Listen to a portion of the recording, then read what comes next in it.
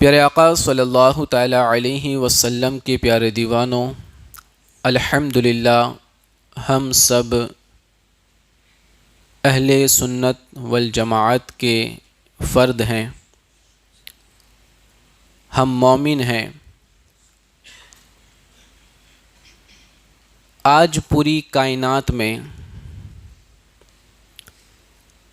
ہر طرح سے نئے نئے فتنے جنم لیتے ہیں۔ آپ ہر کچھ دن کے اندر کسی نہ کسی فتنے کے تعلق سے سنتے ہوں گے، اور یہ فتنے آنا یہ کوئی اچانک والا معاملہ نہیں ہے۔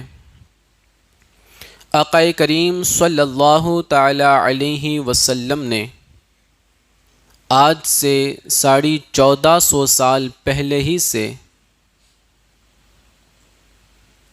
یہ باتیں ارشاد فرمائی تھی کہ قیامت سے پہلے پوری دنیا پہ طرح طرح کے فتنے پیدا ہوں گے، بلکہ جس طرح آسمان سے بارش برستی ہے ایسے فتنے برسیں گے۔ اس طرح کے الفاظ ہمیں ملتے ہیں روایتوں میں، بلکہ مشکات شریف حدیث نمبر 5383، اس حدیث کے راوی ہیں حضرت ابو ہریرہ رضی اللہ تعالی عنہ۔ قال رسول اللہ صلی اللہ تعالی علیہ وسلم، آپ فرماتے ہیں کہ اللہ کے رسول صلی اللہ علیہ وسلم نے فرمایا، بادروا بالاعمال فتنة كقطعة الليل المظلم يصبح الرجل مؤمنا ويمسي كافرا ويمسي مؤمنا ويصبح كافرا يبيع دينه بعرض من الدنيا، رواہ مسلم۔ یہ مشکات شریف کی حدیث جس کو مسلم شریف کے اندر بھی روایت کیا گیا۔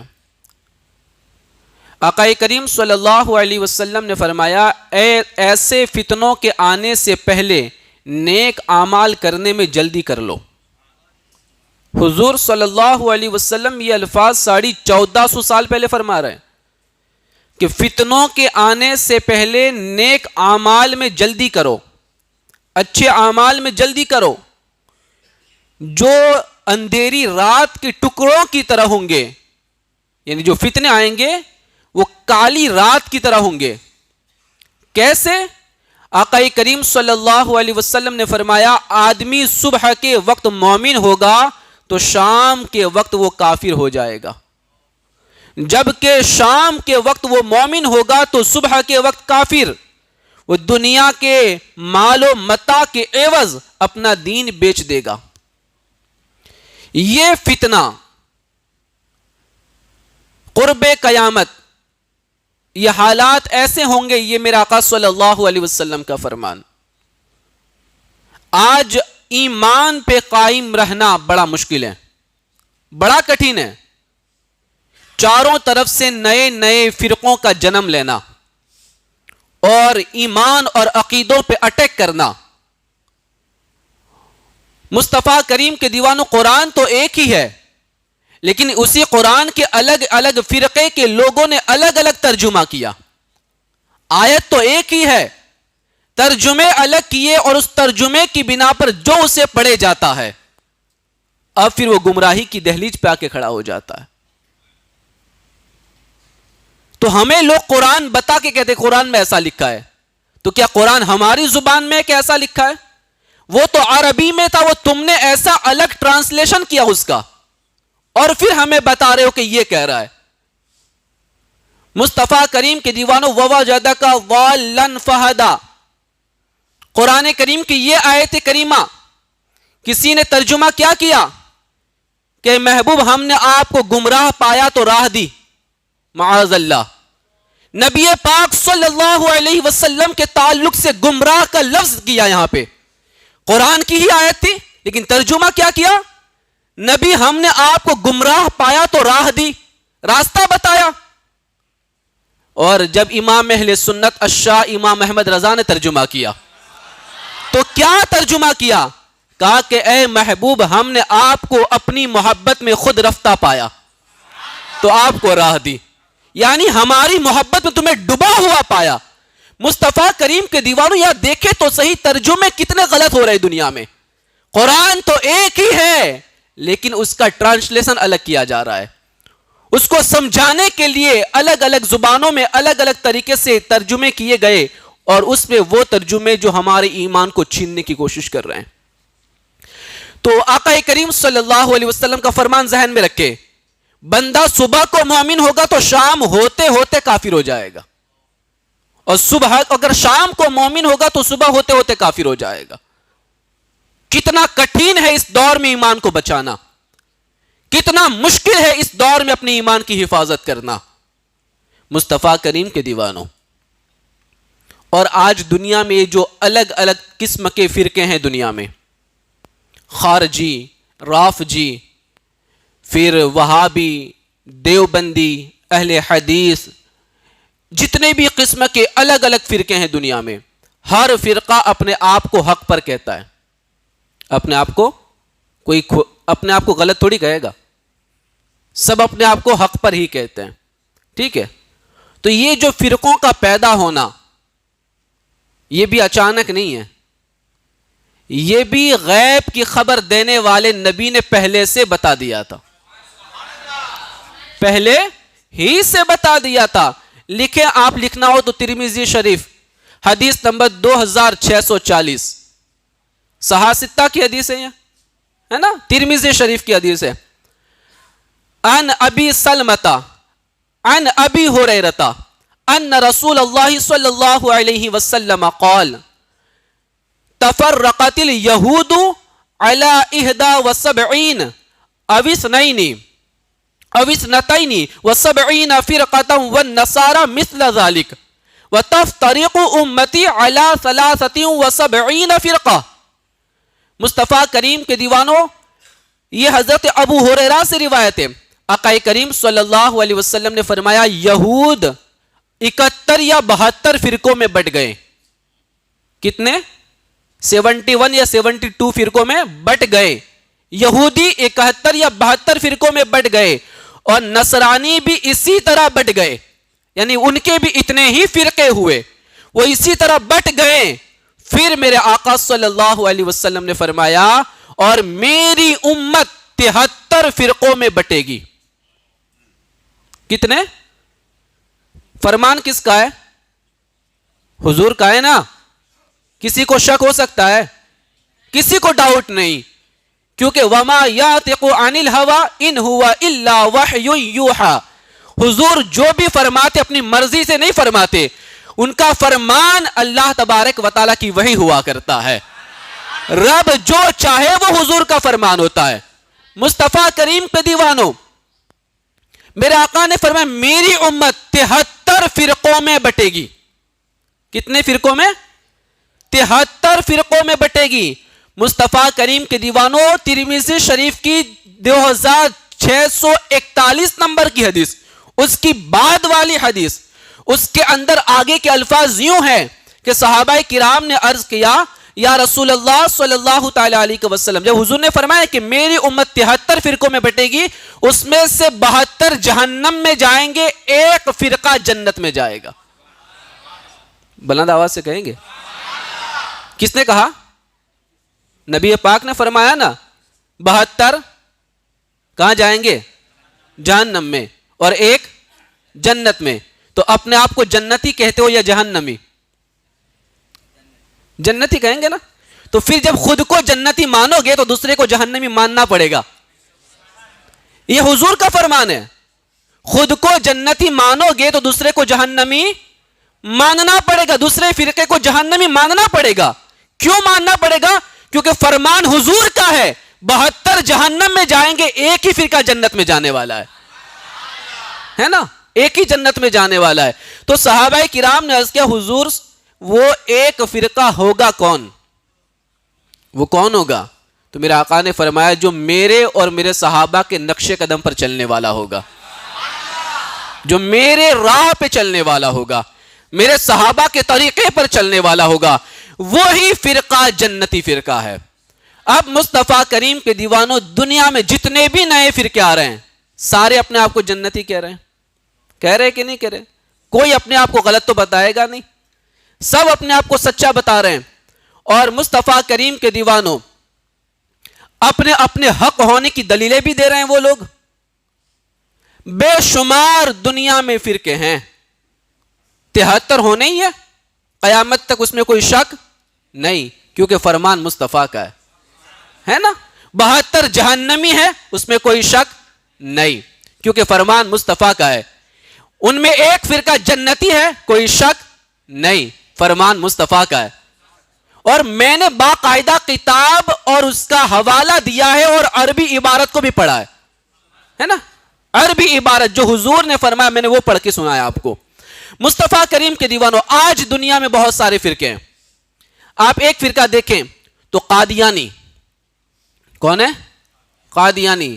آپ کو اتنا پتا نہیں چلے گا، یہ فرقہ زیادہ تر زور لگا رہا ہے پاکستان میں. کہاں لگا رہا ہے؟ پاکستان میں. یہ فرقہ جو ہے وہ کس کو فالو کر رہا ہے؟ مرزا غلام احمد قادیانی کو. مرزا غلام احمد قادیانی کو. ہم وہ لوگ ہیں جو ساری باتیں یاد رکھتے ہیں دنیاوی.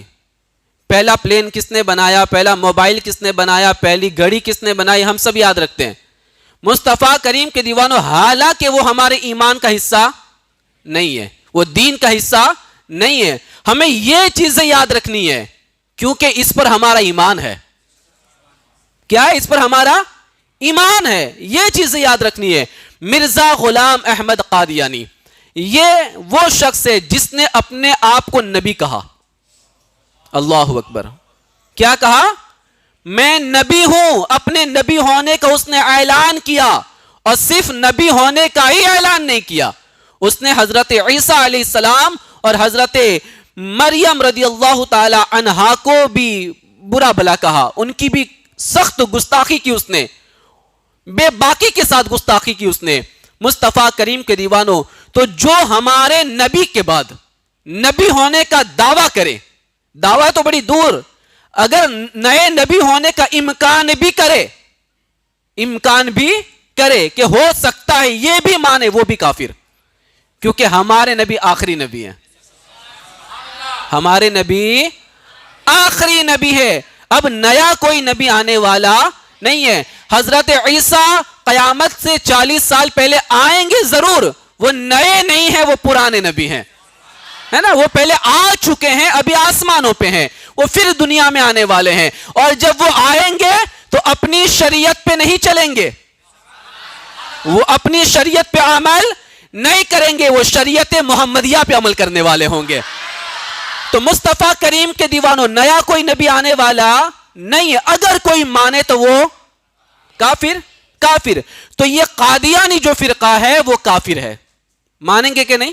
ماننا ہی پڑے گا. خود کو جنتی مانیں گے تو دوسرے ساروں کو جہنمی ماننا پڑے گا، ماننا ہی پڑے گا، کوئی شک نہیں کر سکتا اس کے اندر. مصطفیٰ کریم کے دیوانوں، پھر ہے رافضی. کون ہے؟ رافضی. یہ وہ فرقہ ہے جو اکثر صحابہ کرام کو گالیاں دیتا ہے. اللہ اکبر. اکثر صحابہ کرام کو، حضرت ابوبکر صدیق، حضرت عمر فاروق، حضرت عثمان غنی، عائشہ صدیقہ، ان تمام کی شان میں یہ گستاخی کرتا ہے، اور کہتا ہے کہ خلافت تو سب سے پہلے مولا علی کی تھی، ان لوگوں نے غصب کر کے لے لی، معاذ اللہ، لڑ کے لے لی. یہ ایسا الزام لگاتا ہے کس پر؟ سیدنا صدیق اکبر پر، عمر فاروق پر، عثمان غنی پر. مصطفیٰ کریم کے دیوانوں، انہیں کیا پتا کہ کائنات میں، اس امت میں میرے نبی کے بعد سب سے افضل اگر کوئی ہے تو وہ صدیق اکبر کی ذات ہے، سیدنا صدیق اکبر ہے. اور ان کی خلافت اسی طرح جو ہے، صدیق اکبر، عمر فاروق، عثمان غنی، مولا علی، اور افضلیت بھی اسی ترتیب سے، سب سے افضل صدیق اکبر، پھر عمر فاروق، پھر عثمان غنی، پھر مولا علی. تو یہ ترتیب ہے اہل سنت والجماعت کی، یہ ہمارے یہاں ترتیب ہے. اور جو اس کے خلاف اگر کوئی بکواس کرے وہ سنی نہیں، وہ رافضی ہے. وہ کون ہے؟ رافضی. آپ کی یادداشت کے لیے وہ شیعہ ہے. کون ہے؟ شیعہ ہے. مصطفیٰ کریم کے دیوانوں، اور وہ قرآن کو بھی مکمل نہیں مانتے. وہ لوگ یوں کہتے ہیں کہ قرآن ابھی ادھورا ہے. جب قرآن جمع کیا گیا تو اس وقت حضرت عثمان غنی نے اور دوسرے صحابہ نے کاٹ کے الگ کر دیا. معاذ اللہ. انہیں پتا نہیں رب تو قرآن میں کہتا ہے قرآن ہم نے نازل کیا ہے اور ہم ہی اس کی حفاظت کرنے والے ہیں. تو جس قرآن کی حفاظت کی ذمہ داری خدا لے رہا ہے، کیا تمہیں شک ہے کہ قرآن ادھورا ہے؟ کیا ڈاؤٹ ہے کہ قرآن ادھورا ہے؟ مصطفیٰ کریم کے دیوانوں، ہمارا عقیدہ ہے قرآن قیامت تک ویسا کہ ویسا رہے گا جیسا تاجدار کائنات پہ پہلے دن نازل ہوا تھا. اس میں ایک حرف کا بھی فرق نہیں آنے والا، اس میں ایک نقطے کا بھی فرق نہیں آنے والا. اور یہی عقیدہ اہل سنت والجماعت کا ہے. مصطفیٰ کریم کے دیوانوں، پھر ایک فرقہ دنیا میں بڑا مشہور ہے، وہابی. اس فرقے کے بارے میں تاجدار کائنات صلی اللہ علیہ وسلم نے خود اپنے زمانے کے اندر آپ نے اعلان فرما دیا تھا کہ ایک فرقہ پیدا ہوگا اور وہ فتنہ اٹھے گا نجد کی طرف سے. کہاں سے؟ نجد کی طرف سے وہ ایک فتنہ اٹھے گا اور شیطان کا وہ گروہ ہوگا. چنانچہ یہ فرقہ سن ہجری 1209 کے اندر ظاہر ہوا. کون سی ہجری میں؟ سن ہجری 1209. ہجری بول رہا ہوں، عیسوی نہیں، ہجری کے اندر 1209 ہجری میں یہ ظاہر ہوا. اور اس کا بانی محمد بن عبد الوہاب نجدی. اس کا لیڈر کون تھا؟ محمد بن عبد الوہاب نجدی. یہ اس کا بانی تھا جس نے پورے عرب خصوصاً حرمین طیبین مکہ مکرمہ مدینہ طیبہ پر اس نے بڑا اپنا فتنہ پھیلایا اور اس نے وہاں بڑا زور لگایا. اس نے سب سے پہلے تو مکہ اور مدینہ کے جتنے بھی علماء حق تھے سب کو قتل کروا دیا. سب کو قتل کروا دیا. صحابہ کرام کے، پھر تابعین اعظام کے، اہل بیت اطہار کے جو مزارات تھے، جو مزار تھے، باقاعدہ بڑے بڑے مزار تھے جنت البقیع کے اندر. کہاں پہ؟ جنت البقیع کے اندر. مدینہ طیبہ میں جو ہے نا قبرستان ہے پڑوس میں ہی، جنت البقیع، جہاں پر مرنے کی ہر مومن تمنا کرتا ہے. جنت البقیع میں صحابہ کے مزار تھے. ان مزاروں پہ سب سے پہلے بلڈوزر چلانے والا یہی. کیا چلا اس نے؟ بلڈوزر. سارے مزار توڑ دیے، سارے مزارات کو توڑ دیا گیا. مصطفیٰ کریم کے دیوانوں، آج اگر ہماری ماں کی قبر پہ کوئی کھڑا ہو جائے، ہماری ماں کی قبر پہ کوئی کھڑا ہو جائے، غصہ نہیں آئے گا؟ آپ لڑنے لوگے اس کے ساتھ؟ میری ماں کی قبر کی بے حرمتی کرتا ہے تو، اس پہ کھڑا رہتا ہے تو. مصطفیٰ کریم کے دیوانوں، انہوں نے تو تمام کائنات کے مسلمانوں کی ماں کی قبروں پہ بلڈوزر چلایا ہے، نبی کی بیویوں کی قبر پہ بلڈوزر چلایا ہے، صحابہ کے مزار پہ بلڈوزر چلایا ہے. مصطفیٰ کریم کے دیوانوں، یہی وہ فرقہ جو دنیا کے اندر یہ خرافات لے کر چلا اور آقا کریم کا جو مزار ہے، جو قبر انور ہے، اس کو ان لوگوں نے صنم اکبر کا نام دیا. کیا نام دیا؟ صنم اکبر. دنیا کا سب سے بڑا بت. معاذ اللہ. بت یعنی مورتی. صنم کہا نبی کے مزار کو ان لوگوں نے. اور پھر اس خبیث محمد بن عبد الوہاب نے کتاب لکھی، کتاب التوحید. کیا کتاب لکھی؟ کتاب التوحید. یہ کتاب لکھی اور اس کا ایک چیلا پھر ہندوستان میں پیدا ہوا جس کا نام تھا اسماعیل دہلوی. اسماعیل دہلوی. اس خبیث نے اسی کتاب کا ترجمہ اردو میں کیا. کتاب التوحید جو کتاب عربی میں لکھی گئی، تو اسی کتاب کا اردو میں ترجمہ اسماعیل دہلوی نے ہندوستان میں کیا اور اس کا نام رکھا تقویت الایمان. کیا نام رکھا؟ تقویت الایمان. مصطفیٰ کریم کے دیوانوں، یہ فرقہ دنیا بھر میں پھیلا اور آج ہر گلی ہر کوچے میں انہوں نے خرابی پیدا کر دی. کسی شہر کو انہوں نے باقی نہیں رکھا. یہ جھولا لے کے نکلے اور نہ جانے کتنوں کے ایمان پہ ڈاکہ ڈالا. اور اس کے بعد پھر ہے غیر مقلد وہابی.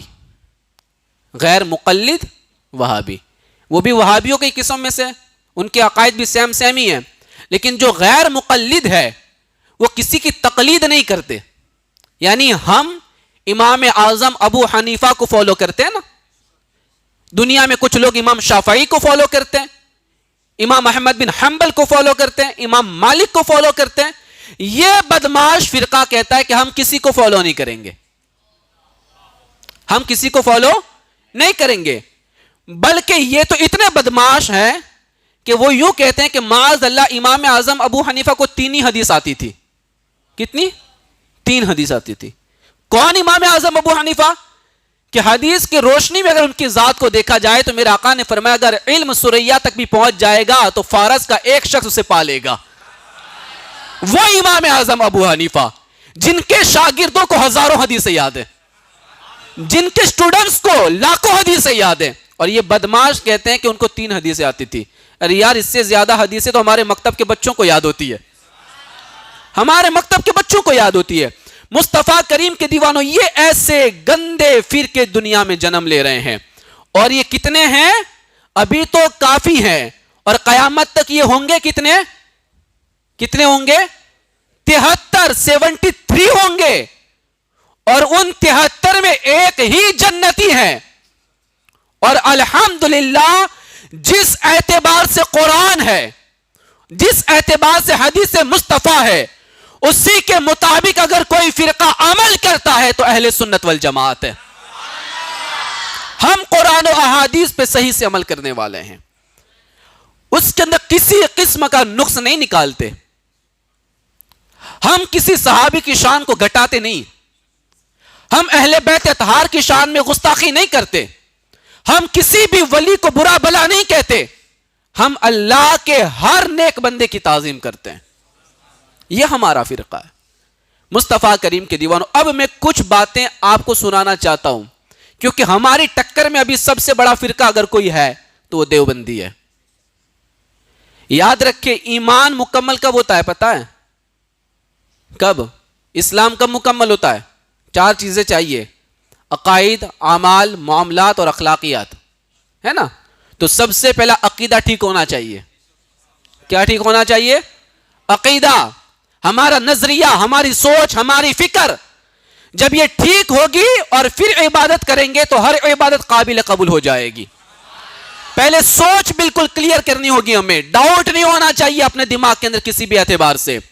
مصطفیٰ کریم کے دیوانوں، دیوبندیوں کا عقیدہ نوٹ کرنا ہے کر لے، ریکارڈ بھی ہے بعد میں سن سکتے، کوئی ٹینشن نہیں ہے. مصطفیٰ کریم کے دیوانوں، ان کا مولوی خلیل احمد امبیٹوی، کیا نام اس کا؟ خلیل احمد امبیٹوی، یہ ایسا لکھتا ہے کہ خدا جھوٹ بول سکتا ہے. میں نے کتاب کا نام دیا ہے، بالکل کلیئر کہہ رہا ہوں میں، خدا جھوٹ بول سکتا ہے. ایسا اس نے یہ کتاب میں لکھا. یعنی اس نے یوں کہا کہ خدا جھوٹ بول سکتا ہے، امکان ہے، ممکن ہے کہ بول سکتا ہے، لیکن وہ بولتا نہیں ہے. یہ ان لوگوں نے اپنی کتاب میں لکھا. مسلمانوں، اب ہمارا عقیدہ دیکھیں. ہمارا عقیدہ یہ ہے کہ جھوٹ بولنا ایک عیب ہے. جھوٹ بولنا ایک عیب ہے، جیسے کہ چوری کرنا عیب ہے، زنا کرنا عیب ہے، ڈاکہ کرنا عیب ہے. تو یہ جیسے ساری چیزیں عیب ہے، ایسے جھوٹ بولنا بھی عیب ہے. اور ہمارا خدا ہر عیب سے پاک ہے. ہمارا خدا ہر عیب سے پاک ہے. تو مسلمانوں، عقیدہ کس کا صحیح ہوا؟ جو خدا کو بے عیب مانے اس کا، یا خدا کو جھوٹ بولنے پر ممکن مانے اس کا؟ پیارے آقا صلی اللہ علیہ وسلم کے پیارے دیوانوں، الحمدللہ ہمارا ہر عقیدہ قرآن کے مطابق ہے. نمبر 2، کتاب کا نام تقویت الایمان. جیسے میں نے ابھی کہا نا کہ اسماعیل دہلوی نے اس کو اردو میں ٹرانسلیٹ کیا. یہ تقویت الایمان جس کا لکھنے والا اسماعیل دہلوی، وہ یہ کہتا ہے اپنی کتاب میں کہ اللہ تعالیٰ کی شان تو یہ ہے کہ جب چاہے غیب دریافت کرے، پوچھ لے کسی سے، اس کو بھی پتا ہوتا نہیں ہے. لکھا ہے کتاب میں.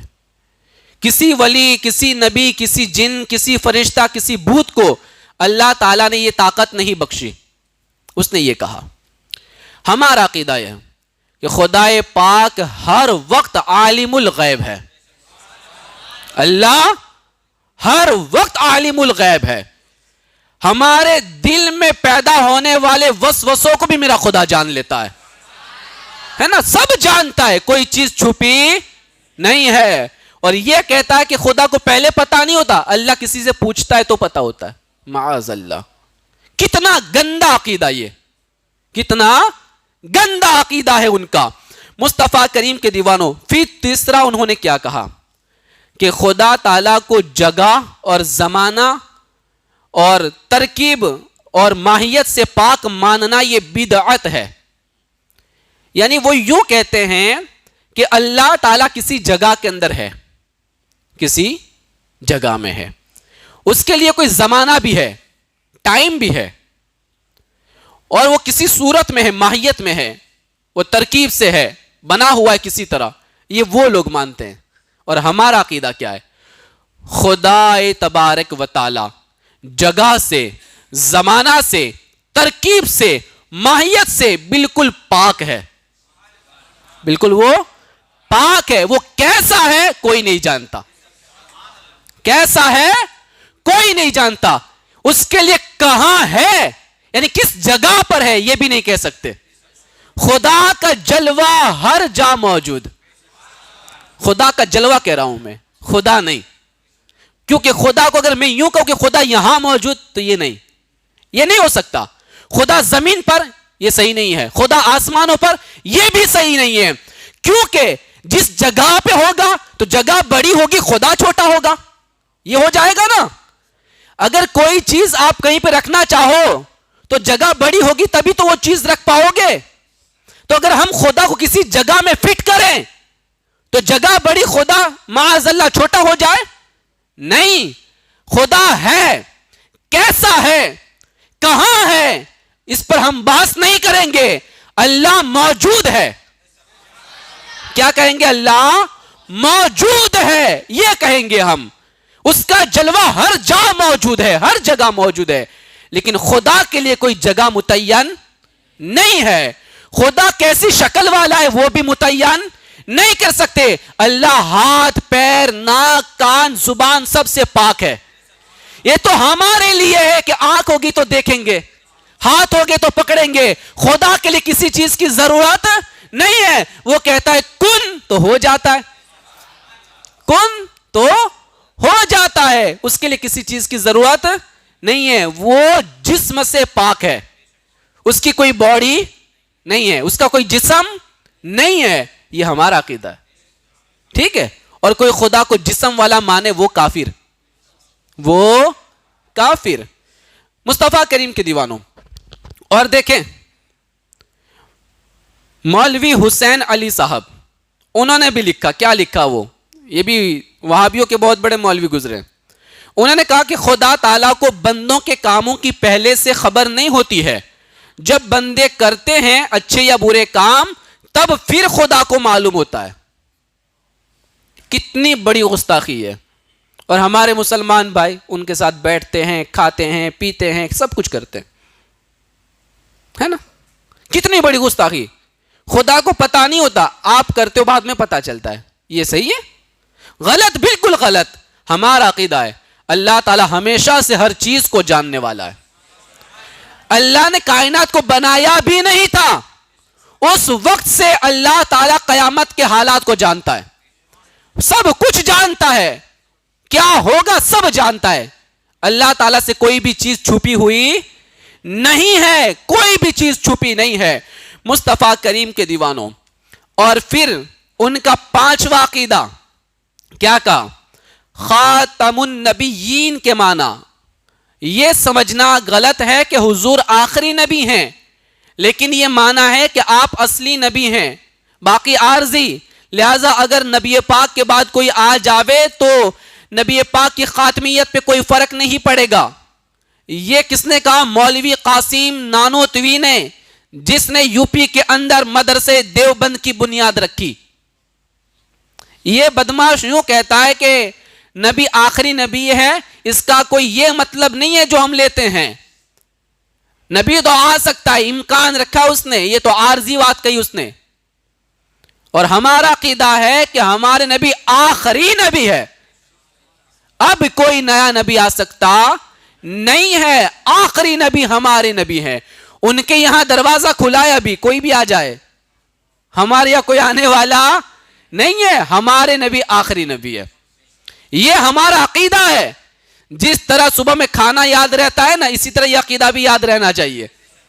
جس طرح صبح کا چائے ناشتہ یاد رہتا ہے، یہ عقیدہ بھی یاد رہنا چاہیے، تاکہ جب یوٹیوب پہ کسی کا بیان سنو تو فٹ سے کہو نہیں یہ اپنے والا نہیں ہے، بلند آواز سے، یہ اپنے والا بندہ نہیں ہے، یہ کوئی اور ہے جو ایمان لوٹنا چاہتا ہے، اس کا عقیدہ گڑبڑ ہے.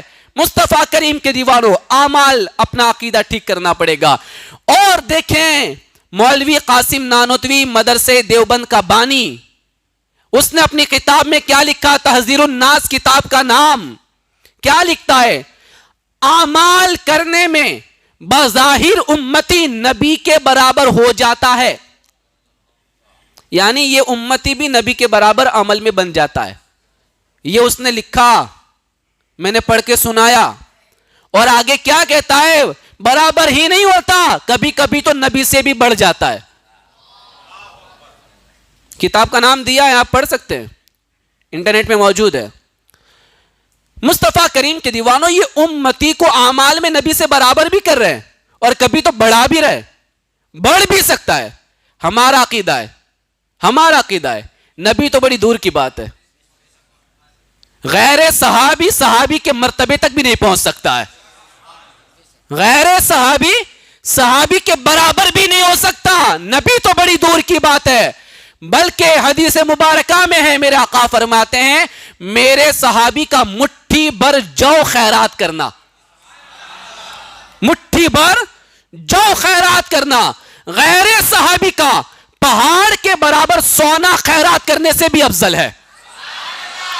یعنی جو صحابی نہیں، چاہے وہ غوث پاک ہی کیوں نہ ہو، اگر غوث پاک یا غریب نواز ہو، چاہے کوئی بھی ہو، غیر صحابی اگر وہ پہاڑ کے برابر سونا خیرات کر دے، اور نبی کا ایک ادنا صحابی ایک مٹھی بھر کے جو خیرات کر دے، تو ثواب میں صحابی آگے بڑھ جائے گے. حضور کی حدیث ہے یہ، ثواب میں صحابی آگے بڑھ جائیں گے. تو یہ کس منہ سے کہتا ہے کہ امتی نبی کے برابر ہو سکتا ہے یا نبی سے آگے بڑھ سکتا ہے؟ سنیو ذرا ہوش تو کرو، یہ ہمارے دوست نہیں دشمن ہے، کیونکہ انہوں نے نبی کی توہین کی ہے، صحابہ کی توہین کی ہے. پھر آپ کو نہیں وہ تو اچھی اچھی باتیں کرتے ہیں، تو کیا تمہارے سامنے بکواس کریں گے؟ ان سے پہلے اتنا کہہ دو کہ تمہارے جتنے بڑے مولوی گزرے سب کو کافر کہہ دو جاؤ. بولے گا وہ کوئی کافر اپنے مولویوں کو؟ تو جو اپنے مولوی کو جھوٹا نہ کہہ سکے، وہ کبھی اپنے ایمان میں برابر کیسے ہو سکتا ہے؟ اپنے ایمان میں سچا کیسے ہو سکتا ہے؟ مصطفیٰ کریم کے دیوانوں، بلکہ انہوں نے آگے کہا، آخری بات کہہ دوں، وقت ہو چکا ہے، کہا کہ نبی کا مثل اور ان کا نظیر ممکن ہے، یعنی نبی کی طرح دوسرا ہو سکتا ہے. یہ انہوں نے مانا. یہ بھی کس نے لکھا؟ مولوی اسماعیل دہلوی نے اپنی کتاب کے اندر. ٹھیک ہے، کہتے کہ نبی کی طرح ہو سکتا ہے. یا تجھے پتا نہیں حضرت حسان کیا کہہ کے گئے؟ صحابی رسول حضرت حسان کیا کہہ کے گئے؟ حضرت حسان تو حضور کے سامنے کہتے تھے کہ اللہ نے آپ کو ہر عیب سے پاک پیدا کیا ہے، بلکہ ایسا آپ نے کہا ایک شعر کے اندر، جیسا آپ چاہتے تھے ویسا خدا نے آپ کو پیدا کیا ہے. تو حضور کی یہ شان ہے، نبی کی طرح کوئی آیا ہے نہیں اور آنے والا بھی نہیں ہے، کوئی نبی کی طرح نہیں آ سکتا. میرا نبی بے مثل و بے مثال ہے، میرا نبی بے مثل و بے مثال ہے، نبی کی مثال کوئی نہیں ہو سکتا. مصطفیٰ کریم کے دیوانوں، جس چاند پہ جانے کے لیے آج دنیا کروڑوں روپیہ خرچ کرتی ہے، میرا نبی انگلی کا اشارہ کر دے تو چاند ٹکڑے ہو جایا کرتا ہے. نبی کی طرح کوئی ہو کیسے سکتا ہے؟ کیسے ہو سکتا ہے؟ ہم تو کہتے ہیں نبی تو بڑی دور کی بات، دوسرا علی نہیں ہو سکتا، دوسرا عثمان نہیں ہو سکتا، دوسرا عمر نہیں ہو سکتا، دوسرا صدیق نہیں ہو سکتا، تو دوسرا نبی کیسے ہو سکتا ہے؟ دوسرا نبی کی طرح کیسے ہو سکتا ہے؟ میرا نبی بے مثل و بے مثال ہے۔ انشاءاللہ ابھی باقی ہے، آئندہ جمعہ کو اور کچھ باتیں میں آپ کے سامنے ان کی رکھوں گا تاکہ ہماری قوم کا ایمان ذرا مضبوط رہے۔ اللہ سے دعا کریں مولا ہمیں اس پر عمل کی توفیق عطا فرمائے، اللہ ہمارے ایمان کی حفاظت فرمائے۔